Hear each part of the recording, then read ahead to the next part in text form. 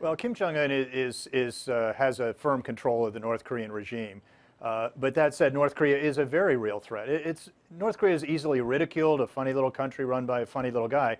But they have a 16 to 20 nuclear warhead arsenal.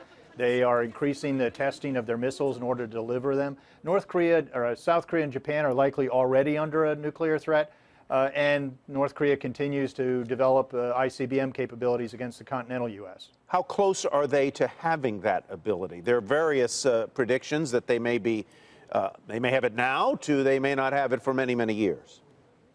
It's very hard to determine exactly where North Korea is on the path, but we know what path they're on.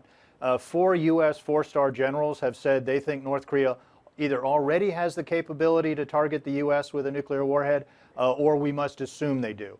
Other experts will say it may still be a few years away, but I think certainly within Mr. Trump's first term. You're aware of Mr. Trump's tweets with respect to North Korea. What do you think of them?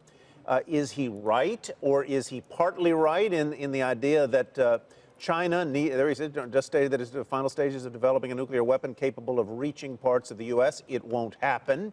It would sound as though you disagree with that. China has been taking out massive amounts of money and wealth from the U.S. in totally one-sided trade, but won't help with North Korea. Nice.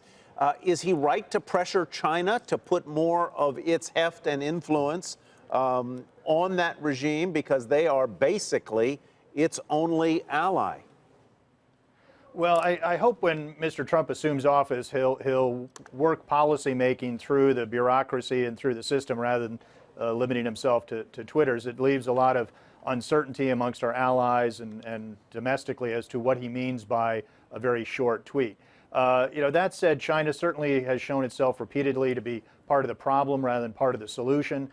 They act like North Korea's lawyer in the UN Security Council. They turn a blind eye to North Korean proliferation on their soil, and they only meekly implement the required sanctions. But there are things the U.S. can do to try to wean away Chinese banks and businesses from engaging with North Korea. Implementing what's called third-party sanctions, we can influence the behavior of the banks and businesses, even if the Chinese government doesn't want them to stop dealing with North Korea. And we saw that in the past.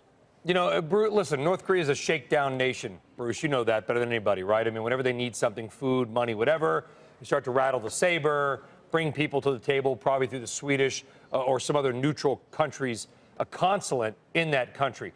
But how do we fix North Korea? Does it have to be the end of the Kim dynasty? Does Kim Jong-un have to die unexpectedly? What are we going to do to finally get this most closed and just awful nations in the world to open up? Millions starve to death every year there. Right. I think analysts are really coming to the conclusion that the only way that the various North Korean problems, the nuclear, human rights, et cetera, it will be solved is once that regime goes away. Now, trying to bring about an end to a regime can unleash a lot of scenarios that are not what we want.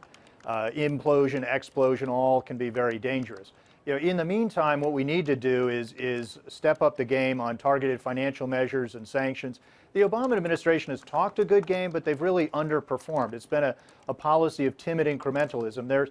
This last year was the first year that the U.S. has cumulatively sanctioned as many North Korean entities as Zimbabwe entities. There's a lot more we can do, not only against North Korea, but also against the Chinese violators.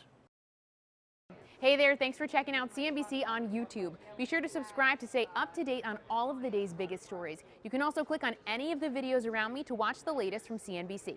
Thanks for watching.